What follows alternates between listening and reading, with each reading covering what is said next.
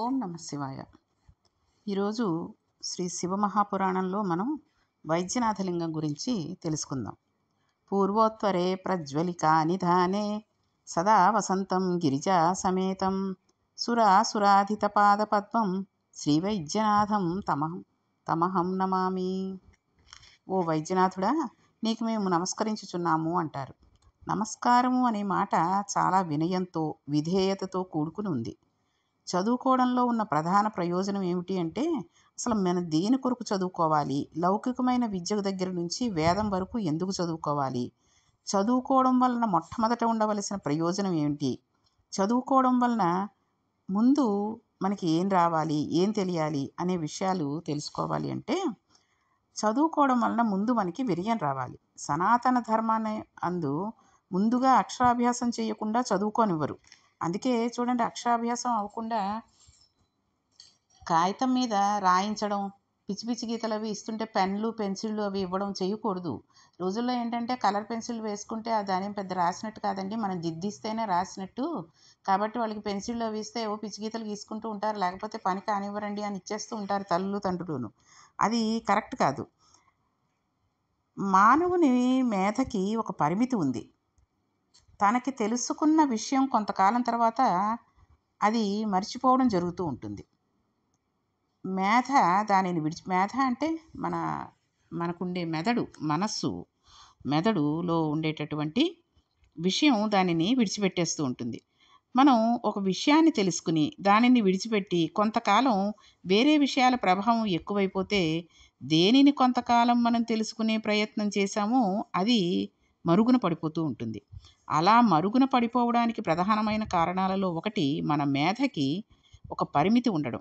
ఈ పరిమితి దాటడం కోసమని సనాతన ధర్మం నందు ఒక గొప్ప ప్రక్రియ కనబడుతూ ఉంటుంది. ఏది చెప్పినా వచనంలో తక్కువ చెప్తారు, శ్లోకాలలో పద్యాలలో ఎక్కువ చెబుతూ ఉండేవారు. ఈ రోజుల్లో అంటే అసలు పద్యాలు అన్నవే ఉండట్లేదు అనుకోండి. చదువుకునేటప్పుడు కవిత్వం ఛందోబద్ధం చేశారు. అలా చేస్తే మనం ఏ విషయానైనా స్ఫురణలో పెట్టుకోవడం చాలా తేలికవుతుంది. విషయం ఒక శ్లోక రూపంలో కానీ ఒక పద్యం రూపంలో కానీ ప్రతిపాదిస్తారు. అప్పుడు విషయమును ధారణలో పెట్టుకోవడం తేలికవుతూ ఉంటుంది. అంతా వచనంలో ఉన్నట్లయితే అది అంతా లోపలికి వెళ్ళడం చాలా కష్టమైపోతుంది. ముఖ్యమైన పద్యాలు మనకు వచ్చినట్లయితే సమగ్రంగా విషయం మనకి ధారణ యందు ఉంటూ ఉంటుంది. దీని కొరకే సనాతన ధర్మం నందు విషయంను శ్లోక రూపంలో పద్య రూపంలో ప్రతిపాదించడం అనే ప్రక్రియ వచ్చింది. ఈ అక్షరముల చేత నిబద్ధం చేయకపోతే జ్ఞానం వైపు అసలు అభిముఖ్యం ఉండదు, తాను తెలుసుకునే అవకాశం ఉండదు.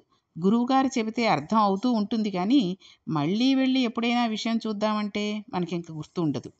కాబట్టి ఈ పద్యాల రూపంలో చూడండి, కర్పూరం ఉప్పు ఒకే రకంగా ఉంటుంది, కానీ అది రుచి చేస్తేనే తేడా తెలుస్తుంది అని మామూలుగా చెప్పామనుకోండి, వాడు కొన్నాళ్ళకి మర్చిపోవచ్చు. ఉప్పు కర్పూరం అన్నారా, కర్పూరం అన్నారా, ఇంకోటి అన్నారా, ఏమన్నారు అని ఆలోచించవచ్చు.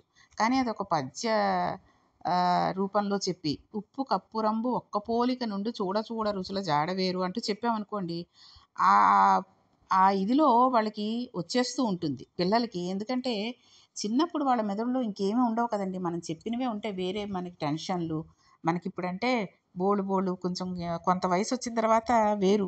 చిన్నతనంలో పిల్లలకి మెదడులో ఉండే విషయాలు చాలా తక్కువ ఉంటాయి, ఆలోచించుకుని జ్ఞాపకం ఉంచుకోవాల్సినవి తక్కువ ఉంటాయి. కాబట్టి ఇటువంటివి ఏవైనా చదివామంటే గబగబా గుర్తుకుంటే ఆ పద్య రూపంలో వాళ్ళు ఆడుతూ పాడుతూ ఒక వరసలో ఉంటుంది కదండి. చూడండి, ఇప్పుడు కాలాన్ని బట్టి రిథం అంటారు కదా, ఆ రిథంలో వాళ్ళు చెప్పుకుంటూ వెళ్ళిపోయారనుకోండి, వాళ్ళకి జీవితాంతం గుర్తుంటుంది. చూడండి, ఇప్పుడు మనం ఎప్పుడో చదువుకున్న, మన చిన్నప్పుడు చదువుకున్న ఉప్పు కర్పూరం పద్యం మనకి ఎప్పటికీ గుర్తుంటుంది. ఇంకా ఇప్పుడు చెప్పాలంటే ఈ కాలం పిల్లలకి ఆ జ్ఞాపక శక్తి తక్కువనే చెప్పచ్చు. ముక్కును పట్టుకోవడం, ఎగ్జామ్స్ రాసేయడం, పాస్ అయిపోయడం అంటే ఆ క్లాస్ ఇంకా విదిలేయడమే అయిపోతుంది. కాబట్టి కిందటి చిన్న చిన్న క్లాసుల్లో ఉండేటటువంటి మ్యాథ్స్ గురించి కానీ, తెలుగు అర్థాల గురించి, నానార్థాల గురించి ఇవి అడిగామనుకోండి, వాళ్ళు ఏమీ చెప్పలేకపోతూ ఉంటారు. కాబట్టి అప్పటి వాళ్ళకి ఇప్పటి వాళ్ళకి చాలా జ్ఞాపక శక్తి తక్కువనే చెప్పుకోవాలి.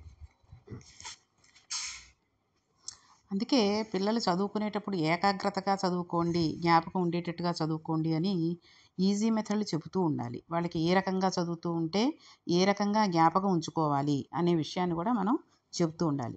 మనం చూడండి, ఏదైనా ఒక గ్రంథాన్ని చదవాలన్నా, ఒక రామాయణ భాగవతాలు చదవాలనుకున్నా ఎలా పడితే అలా చదివేసేయకూడదు. మనం పుస్తకాలు చదివేటప్పుడు శారీరకంగా శౌచంతో ఉండాలి. అంటే స్నానం చేసి శుభ్రంగా ఉతికారేసిన బట్టలు కట్టుకుని చేయాలి. అయితే అది అన్ని వేళలా కుదరనప్పుడు మానసికంగా అయినా శౌచంతో ఉండాలి. అంటే స్నానం చేసి ఒక పంచె కట్టుకుని ఉత్తరీయం వేసుకుని సాంప్రదాయంగా తిలకధారణ చేసి గ్రంథాన్ని పరిశీలన చేయాలి. లేదు అంటే మానసికంగా అయినా ఈ పిచ్చి పిచ్చి ఆలోచనలన్నీ ఆలోచించకుండా చక్కగా మనం ఏది చదువుతున్నాము, ఏమిటి అనే దాని మీద దృష్టి పెట్టుకుని చదవడం ప్రారంభించాలి. అందుకే చూడండి, చదువుకునే పిల్లలకి ఒక చక్కగా ఒక బల్ల అది ఇచ్చి దాని మీద పెట్టుకుని పుస్తకాలు రాసుకునే వర్కులు, హోంవర్కులు ఏంటి, చదువుకోవడం ఏంటి, ఆ ప్రదేశాన్నంతా ఎంతో శుభ్రంగా ఉంచి అక్కడ ఒక చక్కటి ఒక దేవుడి పటం కానీ ఏదైనా పెట్టి మంచి వాసనతో వచ్చేటట్టుగా 2 అగరత్తులైనా ఏమైనా వెలిగించుకుని చదువుకుంటూ ఉంటే వాళ్ళ ఏకాగ్రత అంతా కూడా చక్కగా బావుండి ఆ పుస్తకం మీదకి దృష్టి పెడుతుంది. అంతేగాని పక్క రూమ్‌లో టీవీ పెట్టేసుకుని, ఈ గదిలో వీళ్ళని చదువుకోమని చెప్తూ ఉన్నామనుకోండి, వాళ్ళ దృష్టి టీవీలో ఏమొస్తుందో అనే ఉంటుంది. పుస్తకంలో పేజీలు తిరిగేస్తూ ఉంటారు గానీ, కళ్ళు తిరిగిపోతూ ఉంటాయి. కళ్ళు పుస్తకం కేసి చూస్తూ ఉంటాయి కానీ, ఎక్కడ వాళ్ళు చదువు మీద దృష్టి పెట్టకుండా చదువుకోవాలి అనుకుంటారో, అక్కడ ఆ టైంలో టీవీ వచ్చి వాళ్ళని పాడు చేస్తూ ఉంటుంది. లేదా ఈ రోజుల్లో సెల్ ఫోన్‌లొచ్చేసాయి కదండీ! కాబట్టి ఎవరికైనా ఫోనొచ్చి వాళ్ళు మాట్లాడుతూ ఉన్నారనుకోండి, వాళ్ళు ఎవరితో మాట్లాడుతున్నారు, ఏం మాట్లాడుతున్నారు, ఇదే ఆలోచిస్తూ కూర్చుంటారు తప్పితే, వాళ్ళకి అంటూ ఒక స్థలాన్ని కేటాయించకపోతే వాళ్ళు చదువుకోవడంలో వాళ్ళ ఏకాగ్రతని లోపించిన వాళ్ళవుతారు. కాబట్టి చదువుకునే పిల్లలకి శుభ్రంగా ఒక గది అంటూ ఇచ్చి, వాళ్ళు చదువుకోవడానికి ఆహ్, మనం కావాల్సిన జాగ్రత్తలన్నీ తీసుకుంటూ వాళ్ళకి అన్నీ సమకూర్చినట్టయితే చక్కగా చదువుకోగలుగుతాం. అలాగే ఇంట్లో పెద్దవాళ్ళు కూడా వాళ్ళు చదువుకునే సమయానికి టీవీలు, ఫోన్లు, బయటికెళ్ళడాలు, ఎవరో ఒకళ్ళు రావడాలు, మనం ఎక్కడికో వెళ్ళిపోయి వాళ్ళని చదువుకోండి ఇంట్లో కూర్చోండి నేనిప్పుడే వస్తానని తలుపేసుకొని వెళ్ళిపోవడాలు, ఇలాంటివి చేయకుండా దగ్గర కూర్చుని వాళ్ళు ఏం చదువుతున్నారు, ఏ రకంగా చదువుతున్నారు, వాళ్ళకొస్తున్నాయా లేదా, ఇలాంటివన్నీ గమనించినట్టయితే వాళ్ళు చక్కగా చదువుకున్నది వాళ్ళ మనస్సులో అలాగ ధారణగా ఉంచుకుని, జ్ఞాపకం ఉంచుకుని, ఎప్పటికీ మర్చిపోకుండా ఉండేటట్టుగా చేయగలుగుతారు. ఇక్కడ కూడా అదే చెప్తున్నారు శివమహాపురాణంలో.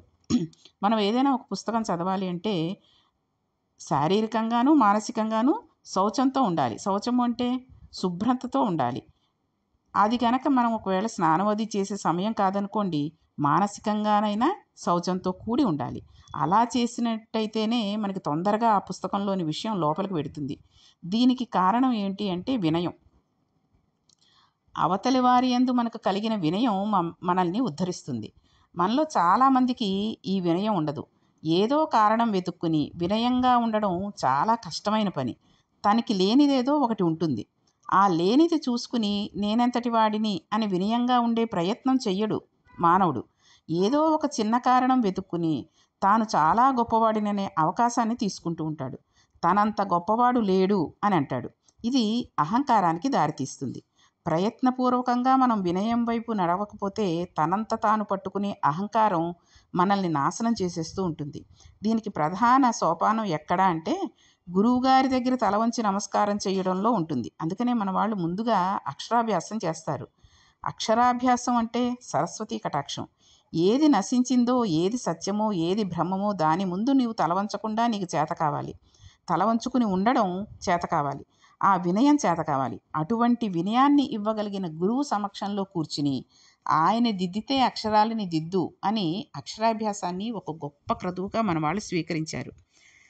మన వాళ్ళు ఏది చేసినా దాని చిట్ట చివరి ప్రయోజనం పరబ్రహ్మం చేరడమే అవుతూ ఉంటుంది. పరబ్రహ్మాన్ని చేరడం తప్పితే వేరే ప్రయోజనం మనకింక లేదు కదండీ!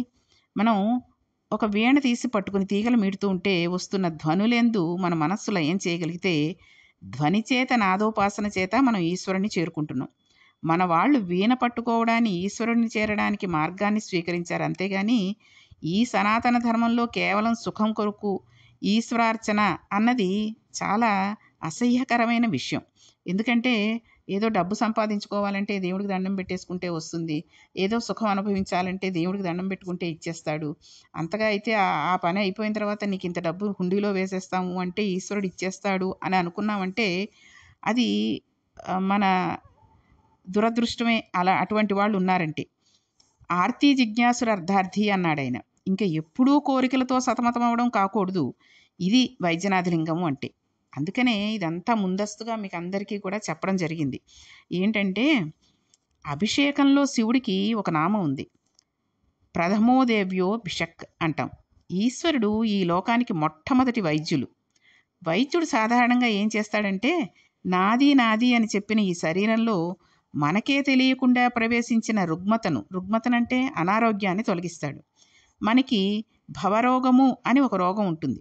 భవరోగం అంటే ఎప్పుడూ సంసారంలో పడి కొట్టుకుంటూ ఉండడం. ఈ భవరోగానికి ప్రధాన కారణం అహంకారం. ఇటువంటి భగరోగంలో పడి కొట్టుకునేవాడిని పైకెత్తి తన పాదముల దగ్గరికి చేర్చుకుంటాడు పరమేశ్వరుడు. కాబట్టి కూడా ఆయన వైద్యనాథుడు. 2 కారణముల చేత ఆయన వైద్యనాథలింగం అని దానిని పిలుస్తారు. వైద్యులకు నాథుడైన వాడు లేదా వైద్యులు యందు పెద్ద వైద్యుడు అని 2 రకాలుగా ఉంటుంది వైద్యనాథుడికి ఆ పేరు రావడానికి కారణం. ఒకానొక సమయంలో లంకా పట్టణాన్ని రావణాసురుడు పరిపాలిస్తూ ఉండేవాడు. లంకా పట్టణం ఎప్పుడూ దక్షిణ దిక్కుగానే ఉంటుంది కదండి. ఊరికి దక్షిణ దిక్కున ఏముంటుంది? శ్మశానం ఉంటుంది. మనం పరిశీలించినట్లయితే ఎప్పుడైనా బతికి ఉన్న కాలంలో ఏమీ తోచడం లేదు, అలా సినిమాకి పోదామని ఎవరింటికైనా వెళ్ళి కాసేపు కాలక్షేపం చేసొద్దామని చెప్పి తిరిగేవాడే కానీ ఏమీ తోచట్లేదు, అలా వెళ్ళి కాసేపు శ్మశానంలో చూసొద్దాం రండి అని అనేవాడు ఎవరైనా ఉంటారండి? ఎవ్వరూ ఉండరు. ఎవ్వరూ శ్మశానానికి వెళ్ళిపోద్దాం రండి అని అనరు. కానీ ఈ జీవనయాత్రలో చిట్ట చివరి ప్రయాణం అక్కడికి వెళ్ళడంతో పూర్తవుతుంది. కాబట్టి దక్షిణ దిక్కున శరీరాలు కలిసిపోయే ప్రదేశం ఉంది.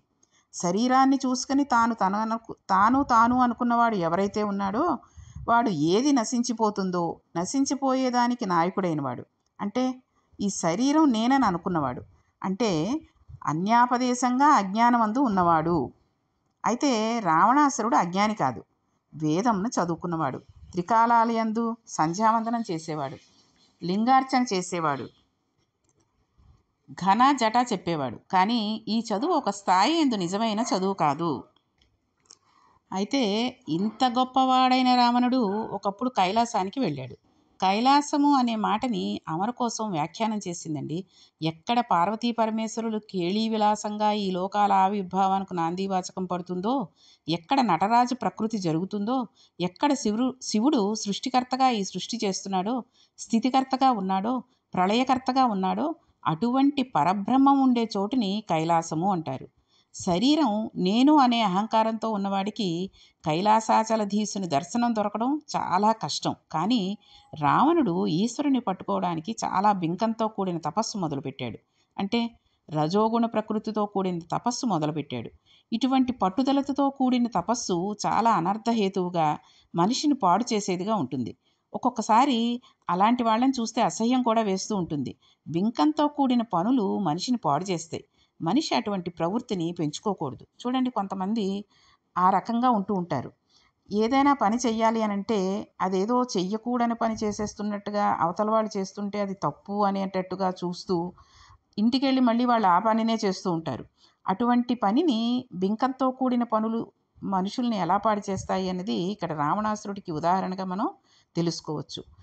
అందుకని మనిషి అటువంటి ప్రవృత్తిని పెంచుకోకూడదు. తను చేస్తున్న తపస్సు సత్వగుణంతో కూడిన తపస్సు కాదు. ఆ విషయం రావణాసురుడికి తెలుసు.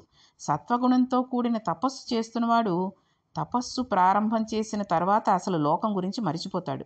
ఇంద్రియాలు, మనస్సు వెనక్కి వెళ్ళిపోతాయి. అలా వెళ్ళిపోయిన కారణం చేత ఎన్నాళ్ళు తపస్సు చేశాడో ఆయనకు తెలియదు. ఆయన ఒంటి మీద పుట్టలు పట్టేస్తాయి. ఆయన ఒంటి మీద పాములు తిరుగుతూ ఉంటాయి, చెట్లు మొలిచిపోతాయి. అలా ఆయన తపస్సమాధిలో అస్థిపంజరంలా ఉంటాడు. ఈశ్వరుడే వచ్చి కదిపితే అప్పుడు లేస్తాడు. ఇది సాత్వికమైన తపస్సు అంటే. ఇప్పుడు చూడండి, ధ్యానంలో ఉంటున్నాం అంటూ ఉంటారు చాలామంది. ధ్యానం చేస్తామండి, రోజు మేము ధ్యానం చేసుకుంటామంటారు. ధ్యానం చేసే మనిషికి అలారం పెట్టుకుని ఎన్ని నిమిషాలు చెయ్యాలి అనే విషయం మనం చెప్పక్కర్లేదు. ఆ ధ్యానంలోంచి తనంతట తాను బయటికి రావాలి తప్పితే అలారం మోగిన తర్వాత బయటకు వచ్చి నేను 10 నిమిషాలు ధ్యానం చేశాను అని చెప్పుకోవడం తప్పే అవుతుంది.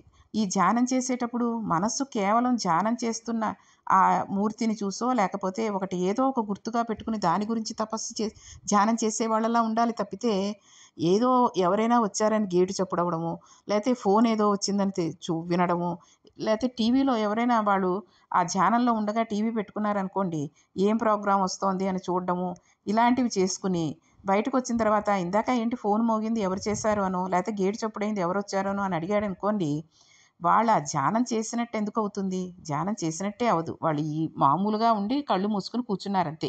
చూసారా కొంగ జపం అంటారు, ఆ రకంగా వాళ్ళు చేస్తున్నట్టే అవుతుంది. కాబట్టి ఇది సత్వగుణంతో కూడిన తపస్సవ్వదు. సత్వగుణంతో కూడిన తపస్సు చేస్తున్నవాడు తపస్సు ప్రారంభం చేసిన తర్వాత అసలు లోకం గురించే మర్చిపోతూ ఉండాలి. కాబట్టి అతడు అస్థిపంజరంలా ఉండి అయిపోయినంత వరకు తపస్సు చేసి ఈశ్వరుడే వచ్చి కదిపితే కూడా తెలియనట్టుగా ఉండి 4, 5 సార్లు ఈశ్వరుడు పిలిచేటంత వరకు కూడా అతను ఈ మామూలు లోకంలోకి రాలేదనుకోండి, అతడు అసలైన సాత్వికమైన తపస్సు చేస్తున్నట్టు. మనస్సు ఆయనందు లయమైపోయి ఉంటుంది. బింకంతో చేసే తపస్సు సాత్వికంగా ఉండదు. రావణుడు బింకంతో తపస్సు చేస్తూ ఓంకారంతో ప్రణవాన్ని అనుసంధానం చేస్తున్నాడు. మనకి ప్రణవోపాసనకు సంబంధించిన విషయాలు కొన్నున్నాయి. ప్రణవము చిన్నపిల్లలు చేయకూడదు. ప్రణవం అంటే ఓంకారం. ఓంకారం చిన్నపిల్లలు చేయకూడదు. వాళ్ళ చేత మనం చేయించను కూడా చేయించకూడదు. ప్రణవం వైరాగ్యాన్నిచ్చి మోక్షపదం వైపు నడుపుతూ ఉంటుంది. అందుకని దానికి తగినట్టుగా తెలుసుకోకుండా ప్రణవోపాసన ఎవరు పడితే వాళ్ళు ఎక్కడ పడితే అప్పుడు ఎంతసేపు పడితే అంతసేపు చేసుకోకూడదు. అయితే ఇప్పుడు రావణుడు ఆ చేసే తపస్సులో బింకము రజోగుణం ఉన్నాయి కదండి, అనుసంధానం ప్రణవంతో జరుగుతోంది. ఇది ఈశ్వరుణ్ణి కదపలేకపోయింది. అందుకనే ఏదైనా చేశామంటే ఓంకారం కానీ ఆ భగవంతుడికి ఏదైనా నామం చేశామంటే 3 సార్లే. అంతేగాని మన ఇష్టం వచ్చినట్టున్న సార్లు ఇష్టం వచ్చినంతసేపు మనం ఓంకారం చేసేస్తున్నాము, భగవంతుడి సన్నిధిలోకి ఆయన సన్నిధి రావడానికి దగ్గరికి రావడానికి మన దగ్గరికి రావడానికి మనం కారణం అవుతున్నాము అనుకున్నామంటే అది మన ఏమన్నంటే తెలివి తక్కువదనమే అనుకోవాలి. కాబట్టి ఇక్కడ రావణాసురుడు చేసే తపస్సులో బింకము రజోగుణం ఉన్నాయి కానీ అనుసంధానం ప్రణవంతో జరుగుతోంది. ఇది ఈశ్వరుణ్ణి కదపలేకపోయింది. పరమేశ్వరుడు రాలేదు. రావణుడు చేసే తపస్సులో దోషం ఉంది. అది రజోగుణంతో కూడిన తపస్సు, సత్వగుణంతో కూడిన తపస్సు కాదు. ఇప్పుడు రావణుడు ఈశ్వరుడి మీద అలక వహించాడు. ఈ రకంగా రావణాసురుడు ఈశ్వరుడి మీద అలక వహించి ఏం చేశాడు అనే విషయాన్ని మనం రేపటి పారాయణంలో తెలుసుకుందాం. ఓం నమః పార్వతీపతియే హర హర మహాదేవ. శంభో శంకర.